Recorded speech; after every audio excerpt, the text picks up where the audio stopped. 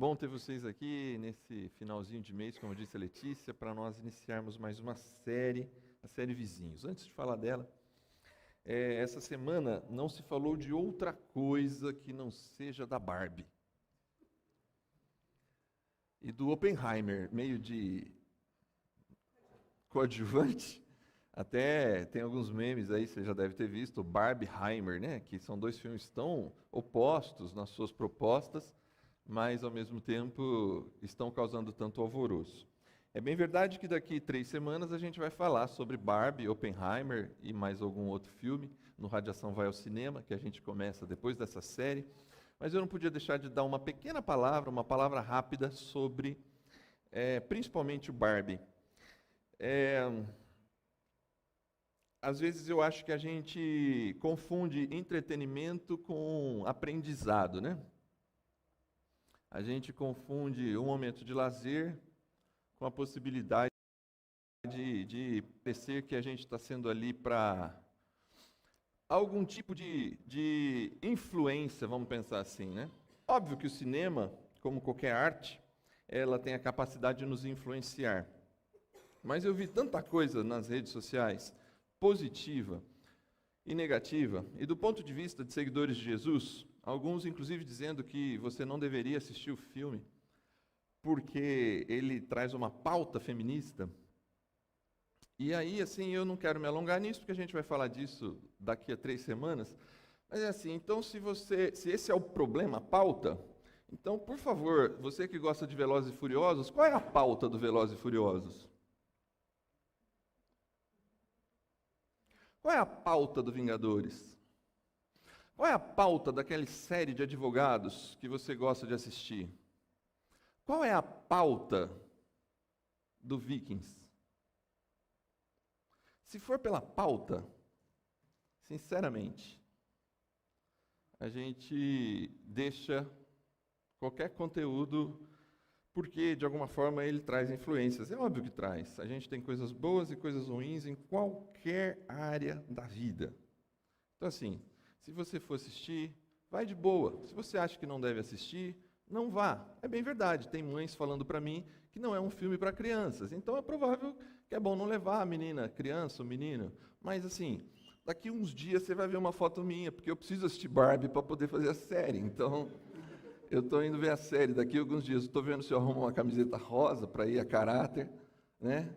Para a gente assistir, tá bom? Então assim, puxa vida, olha o que eu fiz agora. Assista o filme que a gente vai precisar usar na série, tá bom? Mas, como tantas outras coisas que você faz, é mais um entretenimento, não entre na pilha. Óbvio, tudo que você assistir, você reproduzir, se você assistir Cidade de Deus e sair igual o Zé Pequeno por aí, é óbvio que vai ser um problema sério, tá? Então, tá dada a dica. Ai, vamos lá. Eu penso, gente, incluindo a mim mesmo, começando aqui a série agora, todos nós precisamos de cura mesmo, restauração de alma. É uma necessidade do ser humano.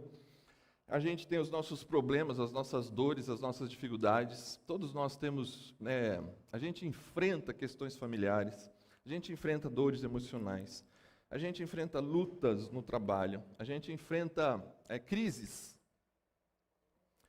com os nossos filhos, com os nossos pais, com os nossos namoros, com os nossos casamentos. A gente enfrenta crises internas com a nossa própria mente, com o nosso próprio coração. Essas coisas, elas fazem parte da nossa história, é muito difícil fugir delas. Eu costumo chamar esse lugar de lugares da humilhação. Esses lugares de humilhação, eles costumam nos alcançar com certa frequência. Lugares de humilhação, eles nos alcançam. Eu estava ali cantando e pensando nesses lugares de humilhação, e me veio um verso, inclusive dessa mesma carta que a gente vai usar, a carta de Pedro, que diz assim, portanto, estejam debaixo, humilhai-vos, o texto diz assim, sejam humilhados debaixo da potente mão de Deus, para que a seu tempo Ele vos exalte. Esses lugares da humilhação, que nos trazem as dores emocionais, físicas, relacionais, pessoais, eles são lugares em que, se nós entendermos eles corretamente, eles são lugares da humilhação, não só da nossa humilhação, mas da humilhação de Deus sobre nós, para que no tempo correto, amadurecidos, a gente encontre o processo de alegria e de exaltação. Por que eu estou começando essa série falando isso? Porque nossas últimas 3 séries, elas falam diretamente ao nosso coração, coisas do coração, momentos decisivos, onde nós aprendemos pelo menos, a olhar para aqueles personagens ali do Antigo Testamento, Jacó principalmente, a maneira como ele lidou com os seus medos, as suas dúvidas, Ana, como ela lidou com as questões do seu coração, e famílias reais, as últimas 3 séries que a gente veio tratando das questões da nossa posição diante da nossa família, das dificuldades reais que nós enfrentamos. Então, assim, todas essas séries, essas últimas 3 séries, elas tratam efetivamente do nosso próprio coração, da nossa própria história, e agora a gente vem com a série Vizinhos. Eu queria dizer para você que se há um lugar de cura também, não é só quando tratamos diretamente do nosso coração, mas é quando nós decidimos tratar de outras pessoas. Se há um lugar de cura, não é somente quando nós somos acariciados e nos pegam no colo, como tentamos fazer nas últimas 3 séries com cada um de vocês, e cada vez que eu sou atingido pela própria reflexão que a gente monta, que a Paula monta. Aliás, por favor, conversem com a Paula ao final desse encontro, porque Barbie, eu quero que ela fale sobre Barbie, não eu, tá bom? Mas ela, não, eu não vou falar, vai ser você. Eu falei, não, você vai falar sobre a Barbie. Então, assim, por favor, livre, espontânea vontade.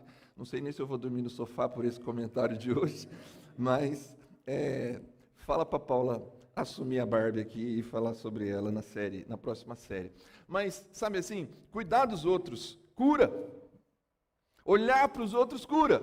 Óbvio, se você olha por comparação, olha por fofoca, adoece. Se você fica olhando para a casa do seu vizinho para ver o sofá novo que ele comprou, se você fica olhando para a casa do seu vizinho para ver se ele comprou, trocou ou não de carro, que ele tem uma condição melhor que a sua, se você fica querendo saber das coisas dessa forma, isso adoece. Mas quando a gente tem um coração, que é o principal mandamento do Novo Testamento, é amar as pessoas. Isso não é frase de caminhão. É quando Jesus diz que nós seríamos conhecidos pelo amor, é porque é exatamente assim como Jesus entendia uma comunidade de discípulos, pessoas que se amam e pessoas que amam as pessoas. O amor seria a identificação, nós seríamos reconhecidos pela capacidade de amar. E na medida em que amamos, na medida em que expressamos o amor e a graça de Deus, nós encontramos cura. A experiência com Deus, a gente defende aqui no Radiação, a experiência com Deus e a experiência com outras pessoas restauram a nossa alma. Então, assim, entenda esses 3 episódios dessa série como a possibilidade de continuar tratando o seu coração e as suas dores. Entenda essa série como a possibilidade de um olhar sobre um outro ponto de vista de como Deus trata de você e como você pode fazer parte desse plano de Deus, porque na medida em que você entra nesse processo de amar as pessoas, amar o próximo, você se reconhece alguém que está passando pela cura, alguém que está vivendo um processo de cura emocional, cura das suas próprias dores, quando você identifica a possibilidade de ajudar os outros, tá bom? Vizinho. O problema é o vizinho. Na verdade, a palavra vizinho, ela vem de vicus e depois de vicinos, que é a ideia de pessoa próxima, pessoa que mora na mesma vila, pessoa que convive próximo de você. Então, assim, amar ao próximo talvez poderia ser amar o vizinho. O teu vizinho é alguém que está sentado do teu lado agora. O teu vizinho é quem mora perto de você. O teu vizinho é quem trabalha na baia do lado da sua. O teu vizinho é aquela pessoa que você encontra todos os dias na padaria. O teu vizinho é aquela pessoa que de alguma forma convive com você. Mas o problema do vizinho, enquanto vizinho, é que toda a cultura ocidental, ela trabalha na perspectiva de que vizinho é bom. Quem gosta muito de futebol vai entender a metáfora. É juiz de futebol bom, é juiz de futebol que não aparece. Quem entende futebol sabe o que eu estou querendo dizer. Juiz de futebol bom é juiz que você chega no final do jogo e não o reconhece. Vizinho bom é aquele vizinho que a gente não sabe de nada. Porque a gente gosta desse lugar de se sentir protegido. A casa da gente é o lugar que a gente é mais a gente, né? Aqui, num ambiente como esse, você não é 100% você. Você monta um personagem para vir para cá, e nada contra. Eu monto um personagem para vir para cá. A gente é um personagem. A gente tenta não ser, ao máximo. Aqui no Radiação, por exemplo, a gente incentiva muito cada um de nós a sermos verdadeiros, a sermos reais, a sermos pessoas reais. Ninguém é melhor que ninguém. Ninguém é mais especial que ninguém, porque a gente tem os nossos BOs, os nossos defeitos. Mas em casa é onde a gente mais revela esse lugar. O vídeo, ela tem uma frase interessante. Por que a gente tem dificuldade com o vizinho? Porque talvez é o vizinho que ouve a gente gritar com o marido e com a mulher. Quem já não passou por isso? Que atire a primeira pedra. Quem já não teve uma discussão em casa com o pai, ou com a mãe, ou com a esposa, ou com o esposo? Ou dentro do elevador, e quando você está discutindo, o elevador abre e está entrando um vizinho. Eu tinha um vizinho que depois ficou meu amigo, mas acho que eu até já contei isso aqui, ele chamava Luciano. Só que eu tinha uma raiva boa do Luciano. Não é uma raiva ruim, é uma raiva boa. Porque eu falava para Paula, todo dia que eu entro no elevador para comprar um pãozinho lá embaixo, esse homem está perfumado, bem penteado, bem vestido, e eu, não sei se alguém aqui já me viu. Eu levava a Paula, um dos primeiros empregos da Paula foi no Colégio Notre Dame. Do jeito que eu acordava, às 6 horas da manhã, eu levava a Paula. As amigas dela diziam assim para a Paula: Paula, como é que você deixa seu marido te trazer? Ele não vai conseguir chegar em casa, ele está dormindo, ele está com o olho fechado, cabelo mal penteado, aquela camiseta rasgada, aquelas camisetas velhas. Eu não durmo de pijama, eu adoro dormir de camiseta velha. Então, assim, eu tenho esse desprendimento de entrar num elevador sem pentear cabelo, escovar o dente, trocar de roupa. Eu tenho esse desprendimento. A minha esposa é totalmente contra. E ela tem trabalhado isso em mim nos últimos 17 anos. Mas eu tenho esse desprendimento. E o Luciano não tinha esse desprendimento. Ele sempre entrava no elevador cheiroso, bem vestido, 5 da manhã, 6 da manhã, 9 da noite, meia-noite, nunca de chinelo, nunca de uma bermuda rasgada. E eu sempre assim. Falava: Paulo, esse cara é muito Mauricinho, Paulo, eu não aguento, toda vez eu passo vergonha com ele no elevador. Mas a culpa é tua, tá, Paulo? E um dia o problema foi esse. Um dia eu entrei no elevador, ele entrou no elevador, ele: bom dia, Júnior, bom dia, Maurício. Ô, Luciano. Porque eu chamei ele de Maurício, porque eu só pensava nele desse ponto de vista, porque essa ideia que os filmes, por exemplo, trazem para a gente, vizinho é sempre um negócio incômodo, vizinho é um negócio difícil, vizinho, a gente não sabe quem mora, quem está e quem convive do nosso lado. Talvez o que mais nos chama a atenção, pelo menos da minha casa, nessas férias, é aquele ali, ó. Não sei se você já viu esse filme, ou se você leu o livro. A gente está com o hábito em casa de uma leitura com a família, com os filhos, né? Às vezes a gente compra um livro, às vezes não, virou hábito já, né? Termina de ler um livro, compra um novo livro e lê junto com as crianças. Esse livro a Paula comprou para a gente ler junto com as crianças, ou para ela ler junto com as crianças. Confesso que as crianças não se interessaram muito pela história, mas eu e a Paula nos apaixonamos pela história do Homem Chamado Ove. O Homem Chamado Ove é o livro que dá origem ao filme O Pior Vizinho do Mundo. É um vizinho daqueles assim que ninguém gostaria de ter. Ou talvez que todos, ao final do livro, gostariam de ter conhecido melhor. Vou tentar vender o livro aqui para você. Ove é muito provavelmente o homem mais rabugento que você já conheceu. Mesquinho, teimoso, cheio de manias e com temperamento ruim. Ele acredita estar cercado por idiotas. As pessoas o consideram um homem amargurado, mas só porque ele não anda por aí sorrindo o tempo todo, falando o que todos querem ouvir, e fica em silêncio quando não tem nada a dizer. Isso significa ser amargo? Esse texto está no prefácio do livro, na verdade naquela orelha do livro, e esse cara difícil, eu queria te dizer uma coisa só: talvez você seja esse cara para o teu vizinho. Talvez exatamente essa pessoa que não dá bom dia, teimosa, manias, temperamento difícil. Talvez você seja essa pessoa, para usar o termo do livro, idiota, que o teu vizinho identifica. Ou talvez você identifique alguém que é assim, próximo de você. A verdade é que o livro ele é uma delícia do ponto de vista de construir a história desse homem, e uma história brilhante de muitas lágrimas e muitos risos ao longo do livro. Como todo livro, ele é melhor que o filme. Então, o Pior Vizinho do Mundo, eu nem te convido tanto a assistir, nem acho um filme tão bom. Mas o livro, Um Homem Chamado Ove, se você quer uma leitura agora para agosto, compre o livro e leia, que ele é maravilhoso. E ele tem uma frase que me pegou. Dentre várias frases que aí só fariam sentido com a leitura do livro, por exemplo, que o Ove é um homem preto e branco, mas essa frase aqui vai fazer sentido para mim e para você, para a gente entrar definitivamente na série.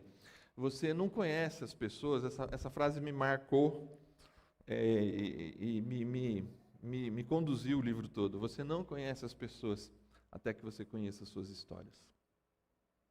E esse é o nosso problema com vizinhos.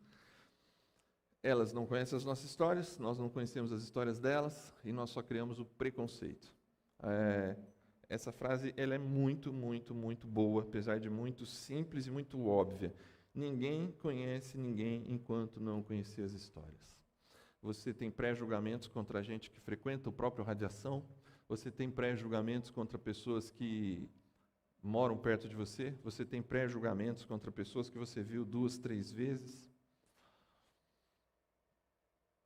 Você talvez tenha pré-julgamentos quanto a mim, mas você não sabe quem eu sou, você não sabe quem são as pessoas, eu não sei quem é você, enquanto a gente não trocar as nossas histórias, enquanto a gente não se conhecer de verdade. A proposta dessa série é, portanto, identificar alguns aspectos importantes de comunidades ou de vizinhança vibrante, ou de pessoas que contribuam para que esse amor revelado de Jesus pelas pessoas seja manifesto por meio de você a partir de um estilo de vida vibrante. Esse é o nosso primeiro episódio. A ideia de que eu e você, como vizinhos, a gente se coloca nesse lugar de olhar para os outros e isso, de alguma forma, como disse no início, pode trazer cura para a gente.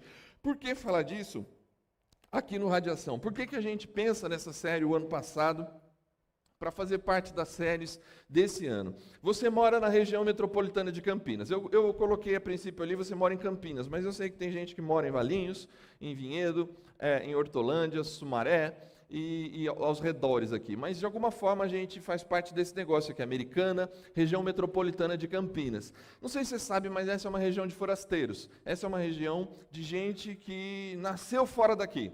Se você fizer agora, ou ao final daqui, uma pesquisa e falar, você nasceu em Campinas, uma boa maioria de nós não nascemos aqui, nascemos em cidades próximas e mudamos para cá.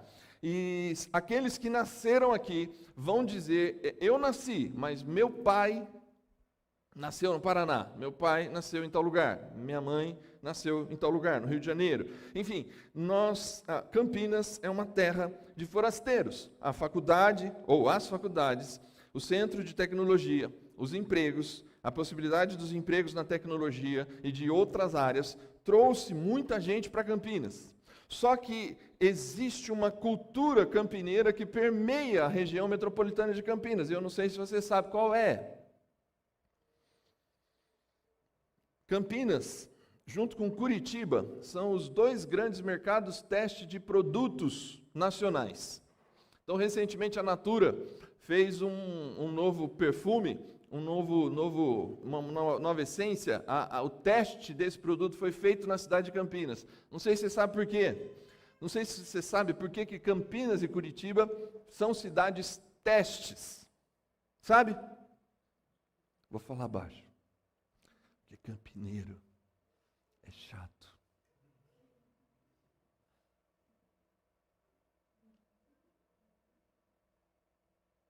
Que ninguém nos ouça. Se você é campineiro, não levanta ainda, calma. Fica mais um pouco. Campineiro é chato no seguinte sentido, campineiro é exigente. Campineiro não se deixa levar facilmente pelas coisas. Campineiro não costuma segurar a porta do elevador. Campineiro cumprimenta quem ele conhece. Campineiro, ele tem um apego às suas coisas. Campineiro, nós, principalmente os campineiros mesmo, a gente fala para as outras cidades lá no interior. Lá no interior. E a gente é o quê? Interior. A gente também é interior, mas a gente tem esse negócio. A gente estudou isso quando abriu Radiação. E nesse estudo a gente identificou que Campinas era o centro financeiro do país. Aqui estavam os barões do café e o dinheiro estava aqui. Houve uma grande febre tifosa no início do século XIX para XX, na virada ali. E esses barões, muitas crianças começaram a morrer em Campinas. Todas elas começaram a morrer. Foi uma epidemia muito grande aqui na cidade de Campinas e nos arredores. E esses barões do café, sabe o que eles fundaram? Eles saem de Campinas para proteger os seus filhos e fundam o que hoje nós conhecemos como Avenida Paulista, o centro financeiro do nosso país.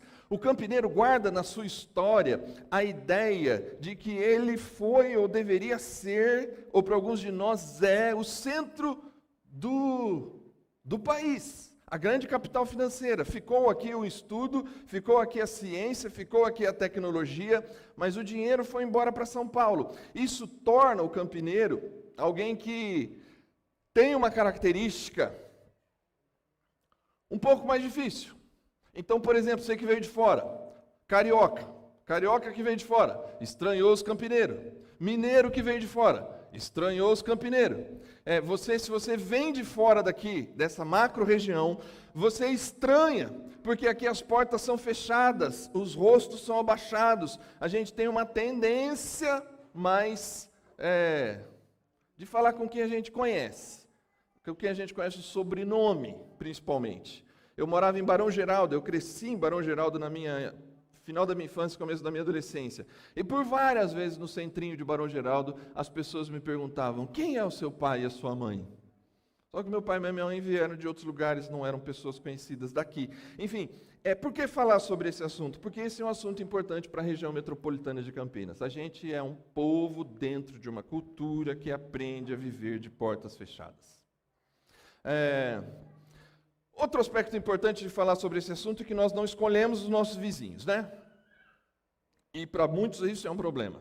Então, assim, a gente aprendeu a não conversar com estranhos quando criança. Então, o vizinho é um estranho, a gente não o conhece. E a gente não escolhe. A gente muda para um lugar, a gente não sabe como é que vai ser o vizinho, ou a gente já mora no lugar e vai mudar um vizinho, e a gente não sabe que vizinho que vai mudar para lá. Esse negócio causa certo incômodo para pessoas que moram na região metropolitana de Campinas, ainda mais, porque a gente prefere não criar vínculos com essas pessoas. Então a gente se protege. A minha estratégia da minha esposa tem sido diferente, fazer a política exatamente da boa vizinhança e, obviamente, tentar da melhor maneira possível se relacionar com as pessoas que moram perto de nós, porque a gente vai ver essas pessoas todos os dias. É importante que a gente crie bons relacionamentos e tenha a possibilidade, inclusive, de deixar a chave de casa quando precisar, ou pedir 2 ovos ou um pouco de farinha quando precisar. E, por fim, o terceiro motivo importante da gente conversar sobre esse assunto: frequentadores de igrejas têm a tendência de se afastar das pessoas.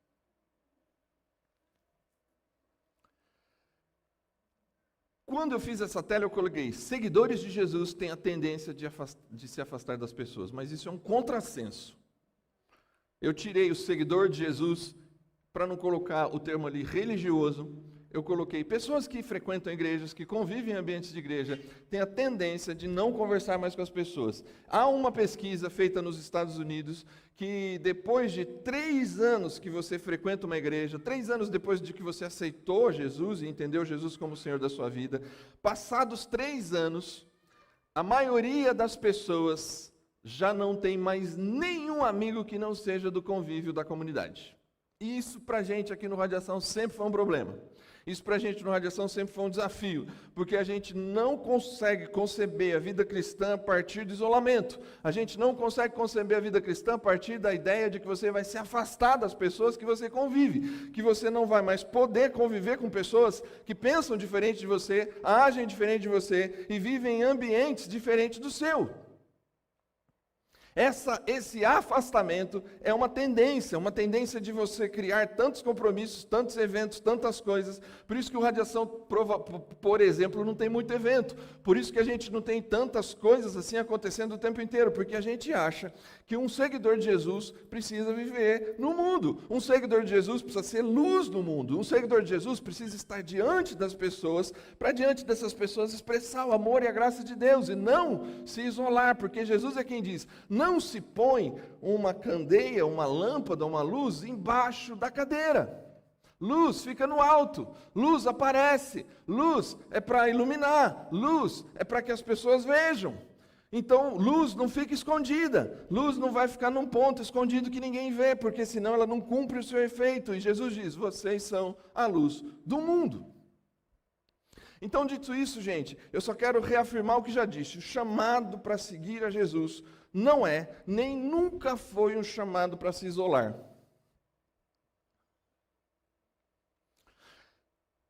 Das pessoas. Sempre foi um chamado para ir até as pessoas e ser expressão de Jesus, onde a gente vai, onde a gente trabalha, onde a gente estuda e aonde a gente mora. Se eu fosse usar o termo que alguns de vocês talvez conheçam bem, o termo em questão é o termo da santidade, a ideia de ser santo. Nós somos chamados na sabedoria bíblica, nas Escrituras, a sermos santos. E santo, ele traz um conceito popular de que santo é uma pessoa diferente, especial, melhor que todas as outras. E junto com esse conceito vem o conceito de que santo, dentro da palavra, da etimologia da palavra, santo é uma pessoa separada. Certo? Então, santo é aquela pessoa que não se mistura com aquela gentalha. Né? Quando mal não conseguimos entender que a gente faz parte dessa gentalha, porque essa santidade na palavra de Deus nunca significou uma perfeição absoluta, porque o amigo do Pedro, o João, a gente vai falar do Pedro hoje, o João ele fala assim: quem diz que não tem pecado é mentiroso. Quem diz que não tem pecado é mentiroso. Então, assim, é óbvio que a Bíblia nos chama a santidade. E é óbvio que a santidade envolve a capacidade de lidar com as coisas de uma maneira tal que a gente não seja aquele que é totalmente influenciado pelo sistema, mas que a gente possa ser luz e impacto, influência, vibração positiva, radiação positiva dentro de um sistema, mas a santidade dentro da sabedoria bíblica, ela não é uma santidade ela é uma santidade para. Eu sou santo para ir. Eu não sou santo para me esconder, ou santo para santo dos outros, separado dos outros. A santidade de Jesus é uma santidade relacional. A santidade de Jesus é a santidade que as pessoas que viam Jesus falavam assim: como é que ele anda com essas pessoas? Como é que ele anda com essas pessoas duvidosas? Porque Jesus anda com essas pessoas, porque ele come com elas, porque ele vai na casa delas, porque que Jesus se relaciona com pessoas tão difíceis, tão ruins? Porque a santidade de Jesus é uma santidade de ir, é uma santidade de se mostrar, é uma santidade de tocar as pessoas, de conviver com as pessoas, de amar as pessoas, e não de se esconder.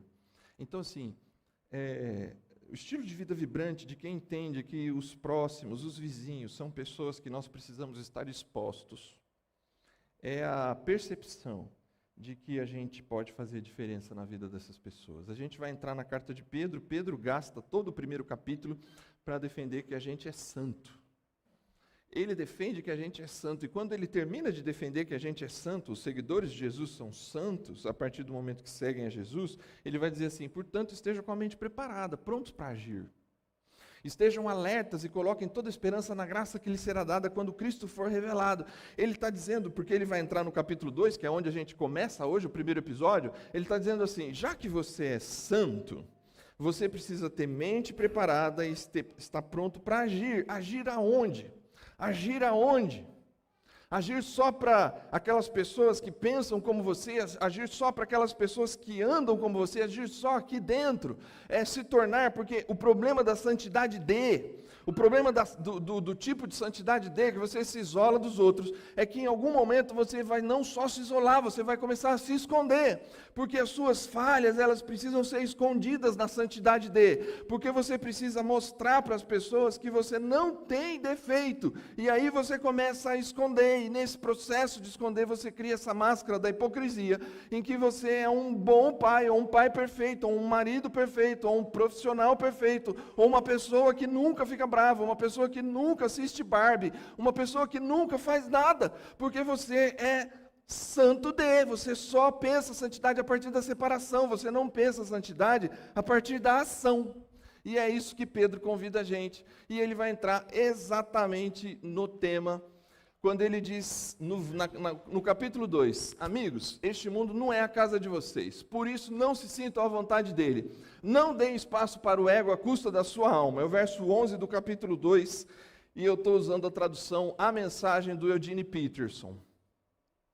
A ideia, quando ele começa a construir essa santidade essa santidade relacional, essa ideia de que a gente vai até as pessoas e vive com as pessoas e convive com as pessoas para ser a expressão de Jesus no mundo, ele vai primeiro dar essa instrução, o mundo não é a casa de vocês, portanto não se sintam à vontade nele, não deem espaço para o ego, à custa da sua alma. O mundo não é a casa de vocês, é uma palavrinha assim, no original, vocês são estrangeiros residentes. Vocês são pessoas que moram na região metropolitana de Campinas, mas têm a cultura carioca, a cultura mineira, a cultura da capital de São Paulo, a cultura paranaense. Vocês moram num lugar que vocês nunca foram desse lugar. Essa é a ideia. Não se sintam à vontade ali. Ou você lê compreendendo o todo, ou você lê errado. Não se sentir à vontade, então é assim. Já que eu sigo a Jesus, sou um frequentador de igreja, eu não converso com as outras pessoas que pensam diferente de mim, fecho a porta e não olho para ninguém, e levo a minha vida religiosa sem interesse nenhum pelas pessoas, porque eu não posso me sentir à vontade nesse mundo que não é minha casa. O texto não está dizendo isso. Um estrangeiro residente, o próprio termo já diz, estrangeiro residente. Eu moro ali. Eu me relaciono com as pessoas. Paulo chega a dizer, numa das suas cartas, ele fala assim, não se relacione com as pessoas imorais deste mundo. Aí ele faz uma vírgula e diz assim, eu não estou falando das pessoas que não conhecem a Jesus. Porque senão vocês teriam que sair do mundo. Eu estou falando das pessoas que dizem seguir a Jesus e vivem imoralmente. Paulo diz isso nas suas cartas. Ele está dizendo assim, esses caras que falam que são santos e se separam de tudo, mas você sabe que ele é santo do pau oco, dessas pessoas você deve se afastar. Mas não tem como você se afastar de todas as pessoas do mundo, senão você não ia viver, não ia trabalhar, não ia estudar, não ia morar num bairro, numa comunidade. A proposta da sabedoria bíblica de um estrangeiro residente é assim, conviva com a cidade, viva na cidade, crie relacionamentos na cidade, só que lute contra o sistema da cidade. Para ficar só no exemplo de Campinas. Seja a pessoa que dê bom dia no elevador. Seja a pessoa que prepare um bolo para o seu vizinho, mesmo que ele nunca preparou um para você. Porque é fácil você falar, nossa, meu vizinho é chato pra caramba. E depois que eu vi a mensagem lá do pastor, agora eu entendi. Porque provavelmente é campineiro. Não, porque aí você se rendeu ao sistema. Você não pode ficar confortável no sistema. É isso que o texto está falando. Não fique confortável no sistema. Você é uma pessoa boa, relacional, você é aquele carioca expansivo, você é aquele paulistano que sempre viveu bem com todo mundo, facilidade para sentar e comer alguma coisa assim, feito ali na hora, sem aquela frescura. Você é uma pessoa que tem essa facilidade para se relacionar, não vai se fechar por causa do sistema. Não deixe o sistema destruir você. Seja você ser o o sabotador desse sistema. É essa a ideia de um estrangeiro residente. Não se sinta confortável ali, né? Não dê espaço para o ego, não deixa por causa do orgulho, da maldade dos outros ou da forma como os outros vivem, isso destruir você. Não deixa que o sistema te destrua, mas seja você aquele que transforme o sistema. É essa a ideia dessa primeira instrução. E aí entra no texto que nos interessa, para a gente caminhar aqui, ó. Ele diz isso, ó, o mundo não é a casa de vocês, portanto não se sintam à vontade nele. Sob a perspectiva do estrangeiro residente. Aí, ele diz assim, vivam uma vida exemplar entre os não seguidores de Jesus, para que o comportamento de vocês refute o preconceito deles. Então eles serão conquistados para o lado de Deus e estarão lá para participar da festa. A ideia não é a segunda intenção de cada coisa que você fizer, trabalhar para conquistar a pessoa para o lado de Deus, mas é que a pessoa se sinta mexida com a sua maneira de viver, dentro dos preconceitos que são criados para os seguidores de Jesus. Viva de uma maneira exemplar. Eu só vivo de uma maneira exemplar se eu viver diante das pessoas. Ele só confirma o que eu estou dizendo até aqui. Você não pode viver escondido, isolado, você precisa viver diante, de forma exemplar. Deixem o Senhor orgulhoso de vocês, sendo bons cidadãos. E aí vai ter uma parte que ele vai tratar, inclusive, do governo, a maneira como a gente deve respeitar as leis, o rei, o imperador e os governadores. É vontade de Deus que, ao fazer o bem, vocês possam curar a ignorância daqueles que consideram você um perigo para a sociedade. Esse texto é muito importante para o tempo que a gente vive, gente. Dizem os estudiosos que o mundo, esse perfil, essa bolha de pessoas que seguem a Jesus, ou se a gente fosse classificar como evangélicos, ela até 2050, ela deve chegar perto da metade da população do Brasil. E isso está muita gente com medo. Porque existe um tipo de evangélico meio tóxico. Existe um tipo de evangélico pronto para a guerra. Existe um tipo de evangélico que parece que criou um núcleo duro em que nós estamos em guerra contra tudo e todos que estão errados ou contra nós. E esse tipo de evangélico faz com que as pessoas considerem a gente um perigo para a sociedade. Eles têm lá suas razões. Eu não tiro as razões de alguns deles. Principalmente no mundo de redes sociais, que você ouve de tudo, no Instagram e em outras redes, em que você fica com dúvida de quem é o quê e quem é quem. Nós não fomos chamados para guerrear contra as pessoas. Paulo diz mais uma vez, nossa luta não é contra pessoas de carne e sangue. Nossa luta é contra os poderes espirituais da maldade. Nós fomos chamados para amar as pessoas. Nós somos chamados para fazer diferença na vida das pessoas, e é isso que ele está dizendo aqui, ó. Vivam de tal maneira que vocês ajudem a curar essa ideia de que nós somos um perigo para a sociedade. Ou tentemos, eu não sei, desses 50% de brasileiros que serão evangélicos até 2050, quantos de nós seremos um exemplo positivo para a sociedade, quantos de nós daremos medo nas pessoas por tentar cooptar toda a sociedade de tal forma que a gente tente criar um ambiente que nunca foi pedido para a gente criar à força, mas sempre foi pedido para a gente viver de uma maneira, um estilo de vida convidativo, amoroso, misericordioso. E por fim, usem da sua liberdade para servir a Deus, não para quebrar regras. Tratem a todos com dignidade, amem sua família espiritual, temam a Deus, respeitem o governo. 3 coisas, e eu vou ser rápido aqui. A primeira instrução desse texto é viva uma vida exemplar. Um estilo de vida vibrante é um tipo de vida que faz diferença para a vida das pessoas. Viver uma vida exemplar não se trata de criar um personagem. Como eu disse, que aqui, de alguma forma, todos nós somos um personagem. Não tente ser melhor do que você é. Não tente ser mais do que você é. Não tente fazer com que a sua casa não tenha problemas. Não tente viver uma vida exemplar não é viver uma vida em que nada dá errado, mas no meio do erro, no meio da dor, no meio do sofrimento, seja exemplar. Dê uma aula a partir da sua vida de como lidar com as perdas. Quando você for assaltado, quando um desastre acontecer, quando uma tragédia se aproxima de você, seja a pessoa que traga equilíbrio para uma situação, seja aquela pessoa que contribua para o bem, seja aquela pessoa que de tal forma viva, que inspire as pessoas que andam próximas de você, deixe as pessoas sentir de você assim, olha, que legal o jeito que eles vivem.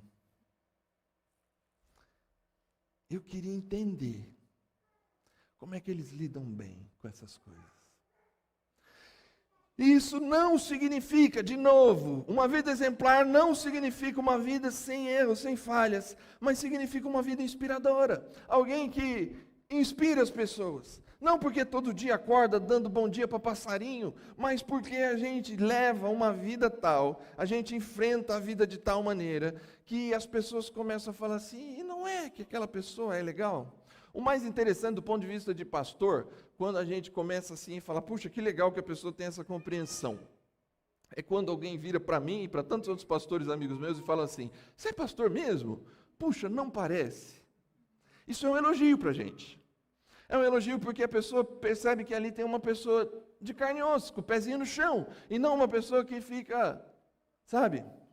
Eu ouvi uma pessoa dizer num contexto desnecessário recentemente, a pessoa conversando com ela numa reunião que não tinha nada a ver, e mesmo que tivesse.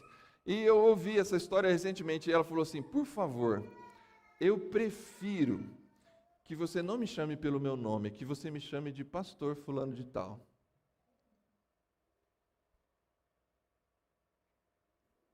Algo errado.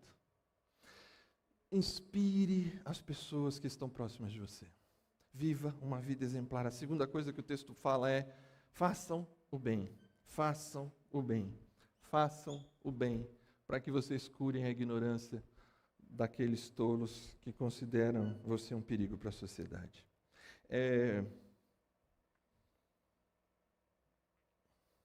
Quebre o preconceito das pessoas contra os seguidores de Jesus.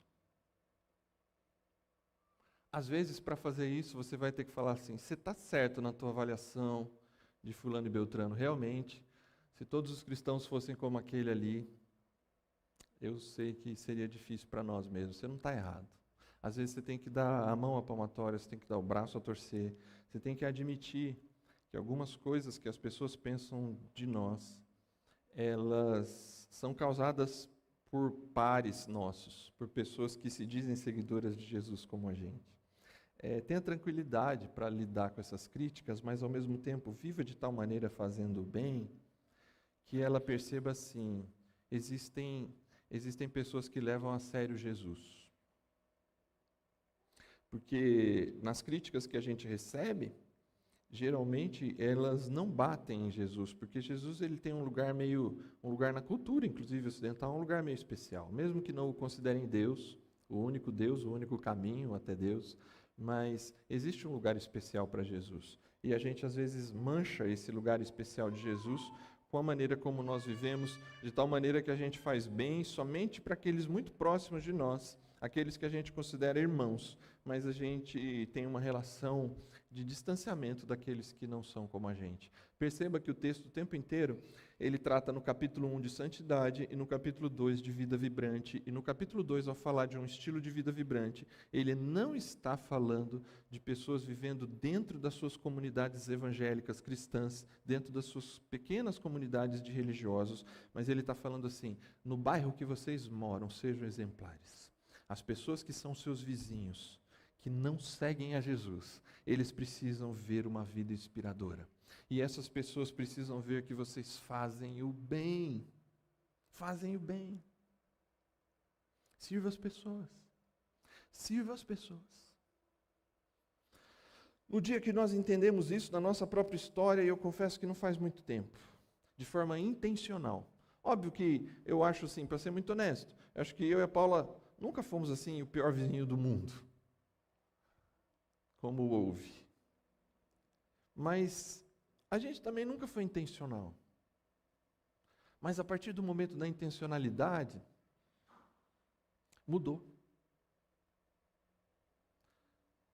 E aquilo que não era automático, era um exercício constante de, sabe assim, eu preciso estar atento às pessoas que moram perto de mim. Tem uma senhora descarregando a compra do supermercado, quando eu morava em apartamento e ia entrar no elevador. O normal da cultura campineira é boa noite e ir embora. O normal da maioria de nós.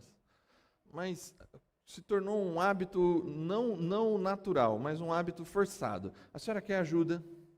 Não, obrigado, filho, está tudo bem, eu aguento. Não, faço questão. Deixa eu levar alguma dessas compras para a senhora, vou deixar perto do elevador. Ai, filho, obrigado, me ajudou tanto. Enfim, isso era antinatural, era forçado, mas assim, enquanto for necessário ser algo que você servir as pessoas seja um desafio, faça esse desafio para você mesmo. Mas assim, de alguma forma isso se tornou natural. Eu estava jogando basquete com meu filho ontem no fim da tarde, que ele gosta, o Rafa, e chegou o pai e 2 filhos para jogar futebol com uma bolinha desse tamanho, leve toda a vida, que eu falei, gente, vamos pegar uma bola para emprestar para esse menino, que essa bola é ruim.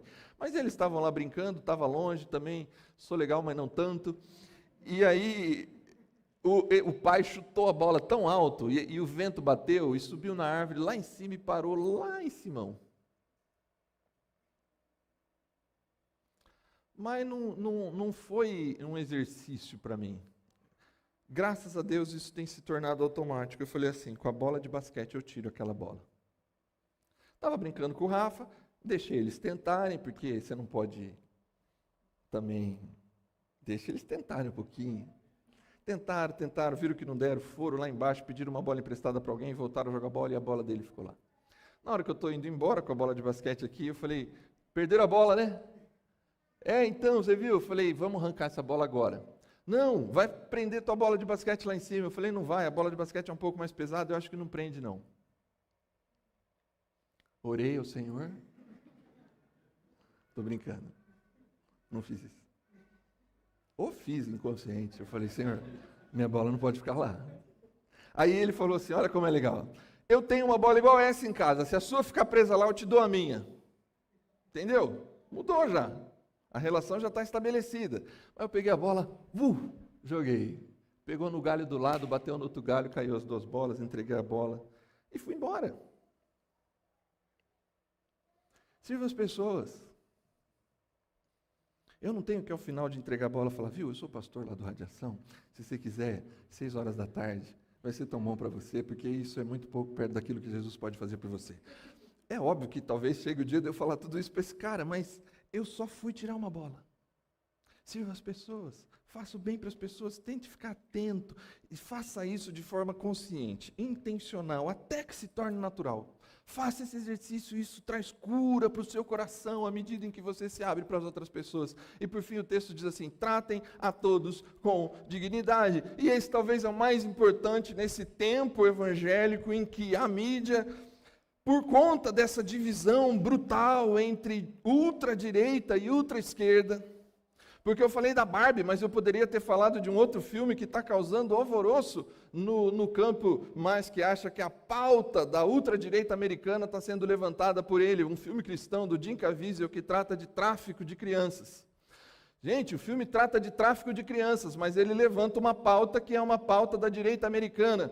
Então, por isso eu não vou assistir o filme se ele tem uma pauta importantíssima. Não, da mesma forma que a Barbie tem uma pauta que talvez cause constrangimento para algumas pessoas por conta de ser uma pauta mais de esquerda, esse filme traz uma pauta mais de direita, mas isso ficou tão grande que a gente afasta as pessoas de tal forma pelas suas pautas, e agora a gente evita um filme por causa disso. Então, assim, assista o filme do Jim Caviezel, assista do ponto de vista do entretenimento e daquilo que ele pode te ensinar de bom e de ruim, e que você vai fazer o teu filtro. Agora, essa frase é fundamental para Pedro, porque Pedro, gente, vocês têm que entender onde Pedro está vivendo. Pedro vive no tempo do imperador Nero. Nero é o maior perseguidor da igreja. Nero é o imperador que começa a pendurar cristãos em Roma para que eles fossem... O primeiro poste de luz da cidade de Roma são cristãos pegando fogo. Eu não sei se você sabe disso. As cidades, o centro da cidade de Roma era iluminado por cristãos pegando fogo. É nesse contexto que Paulo está dizendo assim: tratem a todos com dignidade, amem a sua família espiritual e respeitem o rei, respeitem o imperador. É esse imperador que vai matar Pedro. É na mão desse imperador que Pedro será crucificado de ponta cabeça. É na mão desse imperador que ele sofrerá a sua maior humilhação, ou talvez, do ponto de vista de Pedro, a sua maior glória, porque quando ele vai ser pendurado na cruz, diz a tradição que ele falou: eu não posso ser pendurado na cruz como o meu Senhor, como Jesus, me pendure de ponta cabeça. Ele diz: tratem a todos com dignidade. Eu acho que a gente não pode negar dignidade para ninguém, respeito para ninguém, não importa quem ela seja, o que ela pensa, qual é a sua condição social, qual é a sua raça, qual a sua sexualidade. Nada deve impedir a gente de tratar as pessoas com dignidade. Por que ele fala isso? Por que eu preciso respeitar todas as pessoas? Por uma compreensão de Pedro, que é a compreensão da sabedoria bíblica. Cada pessoa carrega, mesmo que manchada, mesmo que caída, mesmo que escondida, mesmo que quase invisível, cada pessoa carrega imagem e semelhança de Deus. Cada pessoa carrega imagem e semelhança de Deus. Ninguém merece um tratamento menor que a dignidade, porque você está diante de alguém que é fruto do amor de Deus, que carrega em si a centelha da imagem de Deus. Todas as pessoas. Inspire as pessoas, sirva as pessoas e respeite todas as pessoas. Esse é um estilo de vida vibrante. Como eu lido com isso nas minhas relações com a minha vizinhança? Com as pessoas que moram próximas de mim, que trabalham perto de mim, que de alguma forma é um próximo meu. Eu preciso relembrar 3 coisas rápidas aqui para a gente fazer uma aplicação final. Estilo de vida exemplar, vivam de maneira exemplar, não é uma máscara, gente. Não tente vestir a máscara. Esse convite que às vezes nos fazem: agora você é um seguidor de Jesus, você não pode fazer isso, isso e isso. Um seguidor de Jesus na caminhada com Jesus, por meio da ação do Espírito Santo, ele vai entender, óbvio, por meio da caminhada do discipulado, de pessoas, líderes espirituais maduros, ele vai entendendo na caminhada as coisas que ele não deve mais fazer. Ele vai sim lutar contra os seus próprios vícios. Ele vai sim lutar contra os seus maus hábitos. Os seus maus hábitos. Hábitos que estão incrustados na personalidade da gente e a gente precisa ir se livrando deles. Isso é óbvio. Ao dizer o que eu estou dizendo, eu não estou dizendo que quando a gente vem a Jesus, a gente fica do jeito que está e está tudo bem. Eu estou dizendo que a gente só não pode vestir uma máscara. Do tipo assim: agora que você segue a Jesus, você não pode mais fazer isso e aquilo. Talvez seja uma verdade o que a pessoa te diz. Mas se para você não fazer isso e aquilo, você precisar criar uma máscara, Jesus te chama de hipócrita. É uma construção da ação de Jesus na sua vida. Não é ninguém que vai te impor. Ninguém pode te impor. Você é uma pessoa livre. É legal quando Pedro fala isso. Vocês são livres.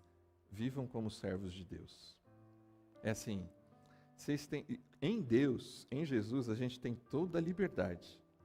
Aprenda a viver na vontade dele. Mas é um processo. É uma ação do Espírito. É uma ação de Deus na sua própria vida, que vai transformando você dia após dia.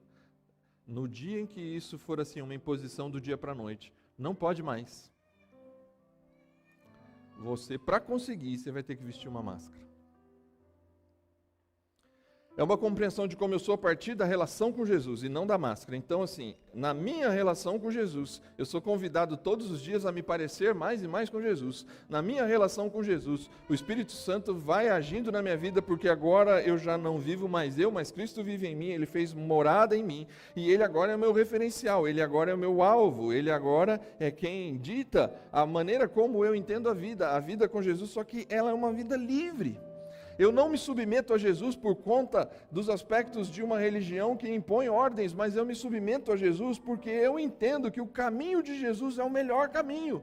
Eu não me submeto a Jesus e a sua maneira de viver porque ele é impositivo, mas porque ele é inspirador. Jesus inspira, Jesus nos chama a amar, Jesus nos chama a servir, Jesus nos chama à mudança, Jesus nos chama à transformação, ao arrependimento, a deixar coisas para trás, não por conta da imposição, mas porque agora, seguindo a Jesus, eu vou sendo transformado de glória em glória, de glória em glória, por meio da ação do Espírito, porque já não sou eu quem vive, é Cristo que vive em mim, e a vida que agora eu vivo pela fé no Filho de Deus, que me amou e se entregou a si mesmo,